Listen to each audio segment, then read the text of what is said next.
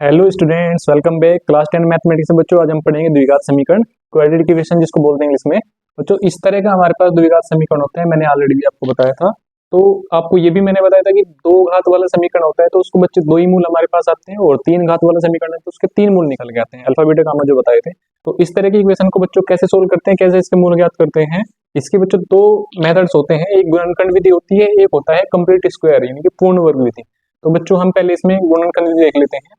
इसमें बच्चों आपको क्या ध्यान रखना होता है कि जो आपका ये एक्स गुणांक होता है, ये बीच वाला जो एक्स गुणांक है, इस बी को हम ऐसे दो भागों में विभाजित करते हैं, ऐसे टुकड़ों में तोड़ते हैं इसको कि इसका जो योग या अंतर है वो बी आए। मान लीजिए हमने इसके दो नंबर लिए, एक एल और एक एम। तो आपके पास एल प्लस एम या फिर एल माइनस एम तो आना चाहिए बी के बराबर, और एल गुना एम आपका आना चाहिए फर्स्ट एंड लास्ट यानी कि एक्स स्क्वायर गुणांक और इसका जो कांस्टेंट है उसके गुणनफल के बराबर यानी ए सी के बराबर। तो ये बच्चों बस आपको ध्यान रखना है। देखते हैं बच्चों, एक एग्जांपल देख लेते हैं ऐसा। मान लीजिए हमारे पास एक इक्वेशन है x square plus 5x plus 6 बराबर 0। बच्चों ये द्विघात समीकरण है, इसको कैसे सोल्व करेंगे? जैसे मैंने बताया, बीच वाले नंबर यानी x के गुणांक को हम ऐसे दो भागों में तोड़ लेंगे जिसका गुणनफल जो है वो इसके और इसके गुणनफल के बराबर है। तो बच्चों यहाँ पे मैं देख पा रहा हूँ, अगर मैं इसको 3 और 2 इन दोनों में डिवाइड करूँ तो 3 प्लस 2 हमारा 5 आ जा रहा है, और 3 की 2 में मल्टीप्लाई करने के बाद ये 6 भी आ रहा है जो फर्स्ट एंड लास्ट मल्टीप्लाई करने पे आ रहा है। तो ठीक है बच्चों, हमारा 3 और 2 यहाँ पे रन करेगा अच्छे से। तो इसको लिख सकते हैं हम इक्वेशन को एक्स स्क्वायर प्लस 5 को हम क्या लिख रहे हैं यहाँ पे 3 प्लस 2 एंड ये एक्स प्लस 6 बराबर 0। ठीक है बच्चों, इसको सोल्व कर देंगे। X square plus 3x plus 2x plus 6 बराबर 0। यहाँ से x कॉमन लेंगे तो ये बनेगा x प्लस 3 प्लस यहाँ से 2 कॉमन लेंगे, ये बचेगा x प्लस 3।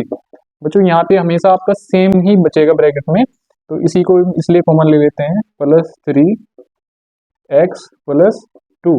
ये बच्चों आपके इसके गुणनखंड हो गए, और इसी से हम क्या निकालते हैं, इसके मूल निकालते हैं। अब बच्चों आपको पता है लॉजिकली इसमें से या तो ये 0 होगा या फिर ये 0 होगा।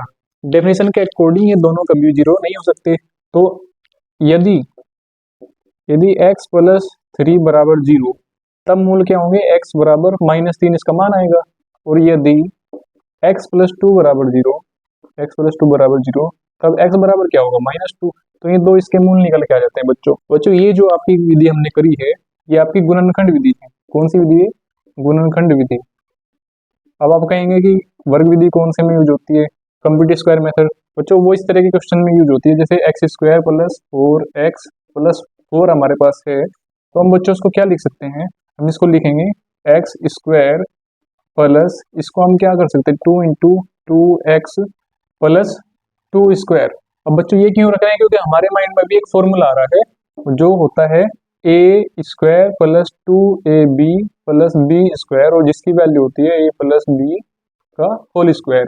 उसी के अकॉर्डिंग हमने बच्चों इसको किया है, और इसीलिए इसका मान क्या हो जाएगा जब हम कंपेयर करेंगे, तो ए यहाँ पे हमारा x है और बी हमारा यहाँ पे 2 है, तो इसलिए इसकी वैल्यू हो जाएगी सिंपली x प्लस 2 का होल स्क्वायर। इस तरह से बच्चों ये हमारा पूर्ण वर्ग विधि बन जाती है, पूर्ण वर्ग विधि। और भी कई सारे टिपिकल सवालों में भी ये चीजें यूज होती हैं, तो आप इसको अच्छे से समझ लेंगे। अब चलते हैं हम क्वेश्चंस की तरफ।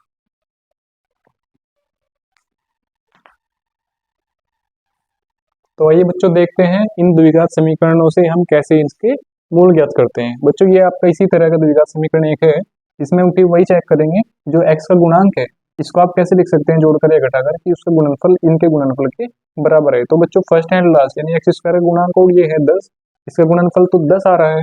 अब 3 को आप 5 और 2 लिख सकते हैं, 5 में से 2 घट के 3 बचेगा, और 5 की गुणा 2 में करेंगे तो 10 भी आ रहे हैं। तो इसके टुकड़े सिंपली आपके हो जाएंगे एक्स स्क्वायर माइनस, आप 3 को लिखेंगे 5 माइनस 2x माइनस 10 इक्वल से हो जाएगा बच्चों 0। अब इसको ओपन कर देंगे बच्चों, तो आपका बन जाएगा एक्स स्क्वायर माइनस 5x, ये माइनस से माइनस प्लस हो जाएगा, प्लस 2x माइनस 10 इक्वल्स 0। बच्चों यहाँ से x कॉमन ले लेंगे तो ये बचेगा हमारे पास x और x minus 5 and then plus यहाँ से 2 कॉमन ले लेंगे और ये बन जाएगा x माइनस 5 इक्वल्स 0। अब ये दोनों बच्चों कॉमन आ जाएंगे तो ये हो जाएगा x माइनस 5 एंड ये बचेगा हमारे पास एक्स प्लस टू। ठीक है बच्चों, इस तरह से ये गुणनखंड हो जाते हैं। अब बच्चों हम क्या करेंगे, मूल निकालने के लिए हम या तो इसको जीरो मानेंगे और एक बार या इसको जीरो मानेंगे। तो हम लिख सकते हैं यदि x माइनस फाइव बराबर जीरो तो हमारे पास बनेगा x इक्वल्स फाइव। और यदि x plus two equals zero तो ये हो जाएगा बच्चों हमारे पास x इक्वल्स माइनस टू। इस तरह से बच्चों ये दो मूल इसके आपके पास निकल के आ जाते हैं। ठीक है बच्चों, इसी तरह से हम ये वाला इक्वेशन हम करेंगे। तो इस वाले इक्वेशन में बच्चों हमारे पास जो a और c है इसको बच्चों में एक बार चेक कर ले। जैसे मैंने बताया था इसका सॉल्यूशन जब हम करते हैं तो हम देखते हैं कि कैसे l और m हमने दो ऐसी वैल्यू ली थी जिसका बराबर b आए, और l गुणा m कैसी हमने दो वैल्यू ली थी जिसका बराबर ac आए। तो इसी तरह से बच्चों हम पहले यहाँ ac चेक कर लेते हैं क्या है। तो हमारा जो a और c बन रहा है यानी रूट दो गुना पाँच रूट दो, तो ये बच्चों हमारा बन रहा है रूट दो गुना पाँच रूट दो बराबर फाइव। जब रूट टू की मल्टीप्लाई बच्चों रूट टू में होती है तो ये टू बन जाता है, आपको पता है ये हो जाएगा टेन। तो जो हमारा ए सी बराबर आ है, ए सी बराबर वो टेन आ रहा है बच्चों। तो टेन के गुणनखंड ऐसे करने हैं बच्चों हमें जिसको जोड़ करके वो सेवन आए। तो फाइव और टू ही मेरे को यहाँ पे सिंपली ऐसे दिखाई दे रहे हैं, इनको जोड़ने से सेवन आ जाएगा। तो सिंपल ये सवाल हो जाता है। तो बच्चों लिखेंगे इसको root two x square plus five x plus two x plus five root two. इस तरह से बच्चों इसके हमने गुणनखंड कर लिए। और अब इसमें से हम x यहाँ से कॉमन ले सकते हैं, दोनों में से x कॉमन आएगा तो यहाँ पे बच्चों बचेगा root two x plus five. और यहाँ से बच्चों आपके पास रूट टू कॉमन आ जाएगा, देखिए कैसे, प्लस रूट टू।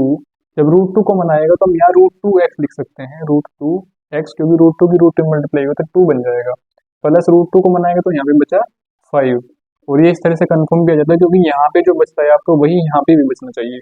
तो अब इसको कॉमन ले लेते हैं, root two x plus five and जो हमारे पास बचेगा एक्स प्लस रूट टू, ये हम लिख देते हैं यहाँ पे। तो बच्चों इसके मूल क्या हो जाएंगे हमारे पास, यदि root two x plus five बराबर जीरो तो रूट टू एक्स बराबर माइनस फाइव एंड एक्स बराबर हो जाएगा minus five upon root to.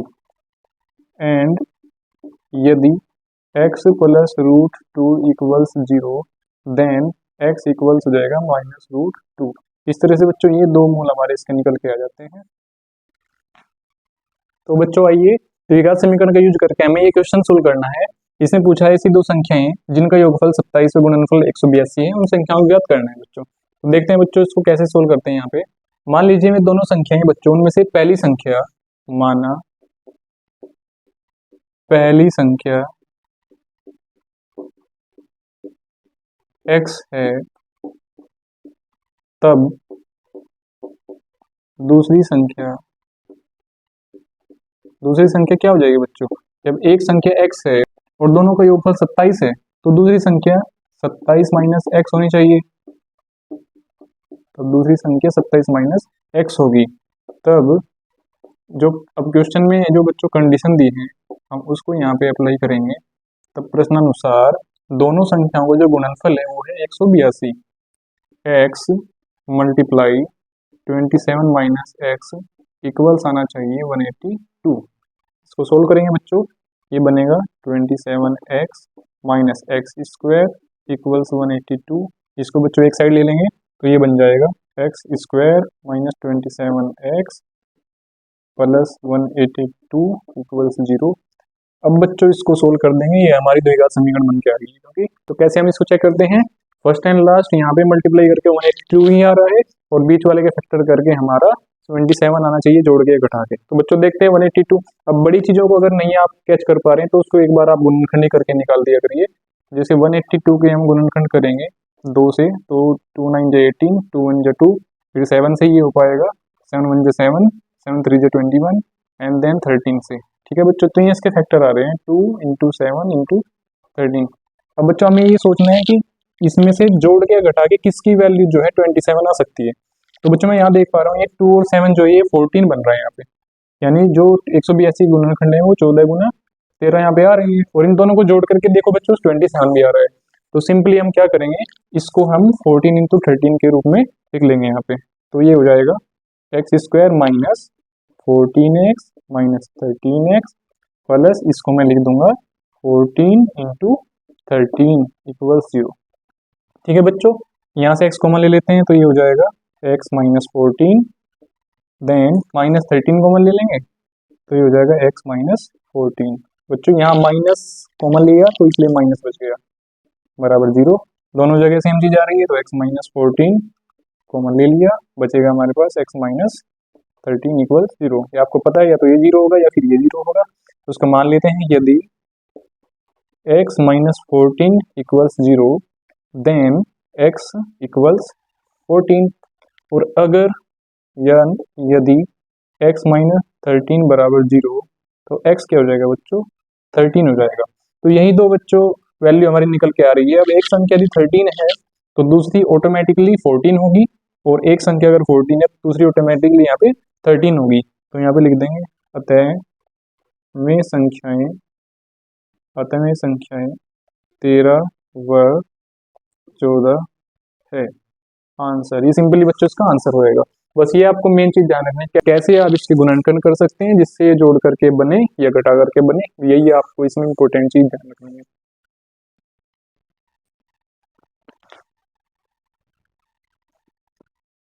Next question हम देखते हैं बच्चों। यहाँ पे बच्चों हमसे पूछा है एक समकोण त्रिभुज की ऊंचाई उसके आधार से 7 सेंटीमीटर कम है, यदि कर्ण 13 सेंटीमीटर का हो तो अन्य दोनों भुजाएं ज्ञात करनी है बच्चों में। यहाँ पे तो सिंपली बच्चों देखिए कैसे करते हैं इसको। मान लीजिए समकोण त्रिभुज का जो आधार है, माना त्रिभुज का आधार बराबर x सेंटीमीटर, तब जो इसकी ऊंचाई है बच्चों, तब त्रिभुज की ऊंचाई बराबर होनी चाहिए as per question demand x minus 7 centimetre. ठीक है बच्चों, 7 सेंटीमीटर कम है। तो हमें बच्चों कर्ण भी इन्होंने दिया हुआ है, दिया है कर्ण बराबर 13 सेंटीमीटर बच्चों यहाँ पे। अब बच्चों कर्ण, आधार और ऊंचाई जो कि यहाँ लंब है, इन तीनों का जो रिलेशन होता है बच्चों उसको हम बोधायन प्रमेय या पाइथागोरस प्रमेय के नाम से जानते हैं, जो कि क्या होती है, हम लिखेंगे बोधायन या पाइथागोरस।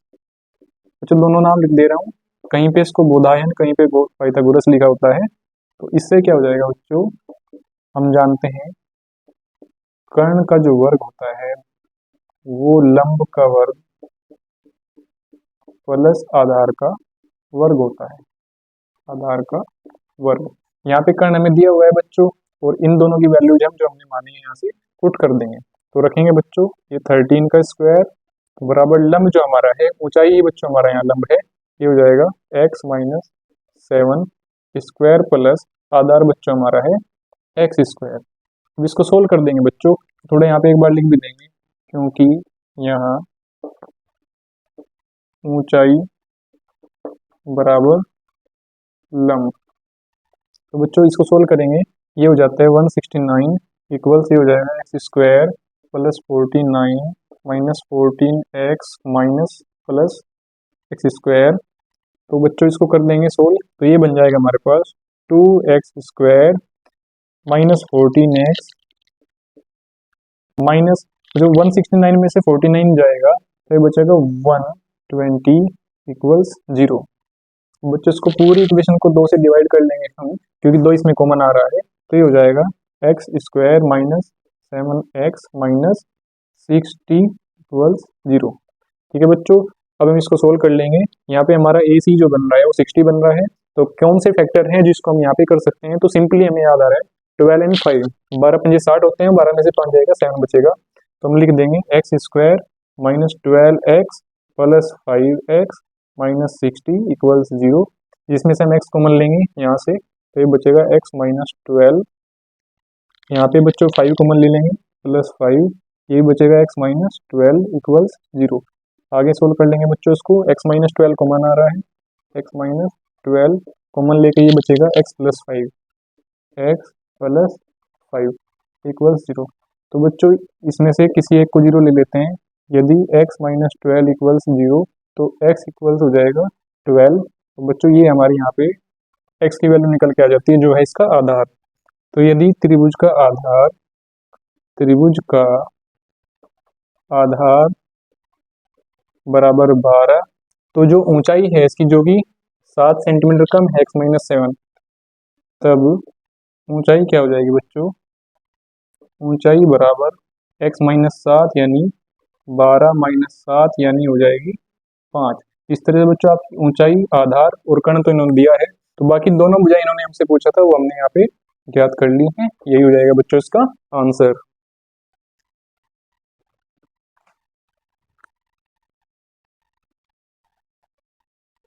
तो आइए बच्चों अब द्विघात समीकरण की एक एडिशनल प्रॉपर्टी देख लेते हैं हम। द्विघात समीकरण को सोल्व करना तो आप अच्छे से सीख चुके होंगे। अब कुछ इंपोर्टेंट क्वेश्चन यहाँ से निकल करके आते हैं बच्चों, इसके विविध कर से, जिसको हम इंग्लिश में डिस्क्रिमिनेंट बोलते हैं। बच्चों जो भी द्विघात समीकरण आपकी है उसमें इस तरह से आपका विविध कर बनता है b² - 4ac। तो ये आपका विविध कर है बच्चों। अब इसमें 3 कंडीशंस ऐसी हैं बच्चों कि अगर आपका जो विविध कर है b² - 4ac अगर मोर देन 0 है इसकी वैल्यू, तो बच्चों जो इस इक्वेशन के जो मूल निकल के आएंगे, जो मूल आएंगे इसके, वो मूल क्या होंगे बच्चों? आपके मूल वास्तविक होंगे, वास्तविक और असमान होंगे। वास्तविक और असमान मतलब वास्तविक तो आएंगे, लेकिन दोनों मूल जो है वो अलग अलग आएंगे। दूसरी कंडीशन क्या है बच्चों? अगर आपका ये विविध कर b² - 4ac इक्वल्स बिल्कुल 0 हो जाए, अगर ये बिल्कुल 0 है, तब आपके जो मूल हैं वो वास्तविक तो होंगे ही। मूल जो हैं वो वास्तविक भी होंगे, और बच्चों आप गैस कर पाए होंगे वो समान भी होंगे। इक्वल्स एंड रियल मूल रहेंगे आपके। तीसरी कंडीशन बच्चों, आपका अगर b² - 4ac लेस देन 0 है, तो बच्चों ना तो मूल वास्तविक होंगे और समान होंगे या ना होंगे उसकी अनिश्चितता है। तो मूल जो है मूल वास्तविक नहीं होंगे, उसका कोई भी मूल जो है वो वास्तविक नहीं होगा। तो बच्चों ये इसकी बेसिक प्रॉपर्टी है जो आपके सिलेबस में, हाई स्कूल के सिलेबस में। लेकिन इसमें मैं एक एडिशनल बात आपको बता देना चाह रहा हूँ बच्चों, जो ये आपका विविध कर होता है, अगर ये आपका परफेक्ट स्क्वायर है, आप एडिशनली इसको याद रखिएगा, ये कंपटीशन एग्जाम में आपको काम आएगा। अगर ये आपका परफेक्ट स्क्वायर है यानी पूर्ण वर्ग है, तो बच्चों ये जो है ये रेशनल होता है, यानी कि परिमेय में आता है। और अगर ये परफेक्ट स्क्वायर नहीं है, नो परफेक्ट स्क्वायर, तो बच्चों नो परफेक्ट स्क्वायर, तो ये बच्चों क्या हो जाएगा? इरेशनल हो जाएगा। सिंपली एक छोटी सी बात जो है मैंने यहाँ पे आपको बता दी। अब इसको याद रखिएगा, छोटे छोटे क्वेश्चन में बहुत काम आती है। विविध कर निकालना, इसी की हेल्प से आपको पूरा द्विघात समीकरण को हल करना, और श्रीरदाचार्य जो फॉर्मूला होता है उसमें भी इसका यूज होता है बच्चों। तो बाकी सिमिलर क्वेश्चन जो आप ऐसे ही सोल्व कर लेंगे। किसी भी क्वेश्चन में किसी भी तरह कोई डाउट हो तो आप कमेंट कर दीजिएगा, वो सोल्व करा दीजिए नेक्स्ट वीडियो में। ऑलराइट बच्चों, थैंक यू।